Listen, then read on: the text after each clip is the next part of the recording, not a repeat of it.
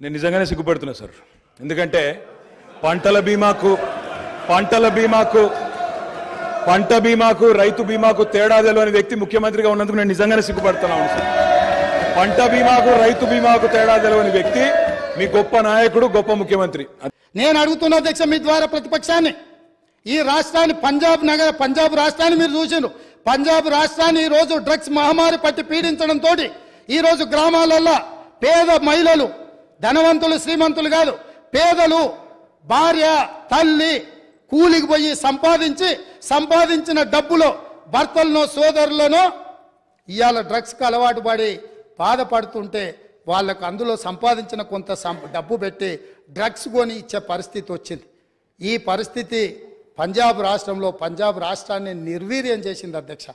పంజాబ్లో young widows చిన్న వయసులోనే మహిళలు వితంతువులుగా మారుతుంటే డ్రగ్స్ బారిన పడి ఈరోజు చావులను మనం కల్లారో చూస్తుంటే, రాష్ట్రమే నిర్వీర్యం అయిపోతుంటే, యువత డ్రగ్స్ బారిలో పడి చచ్చిపోతుంటే, తెలంగాణ రాష్ట్రంలో పూర్తిగా కూకటి వేళ్లతో పెకిలించి వేయాల్సిన ఈ డ్రగ్స్ మహమ్మారి విషయంలో ఎందుకు విచారణలో ఈ ప్రభుత్వం ఆనాడు జాప్యం వహించింది, ఎందుకు నిర్లక్ష్యం వహించింది, ఎందుకు దీని మీద చర్యలు తీసుకోవడానికి నార్కటిక్ డిపార్ట్మెంట్కు, డిఆర్ఐ డిపార్ట్మెంట్కు, ఈడీ డిపార్ట్మెంట్కు ఎందుకు సంపూర్ణమైన సమాచారాన్ని ఇవ్వలేదని నేను అడుగుతున్నా అధ్యక్ష.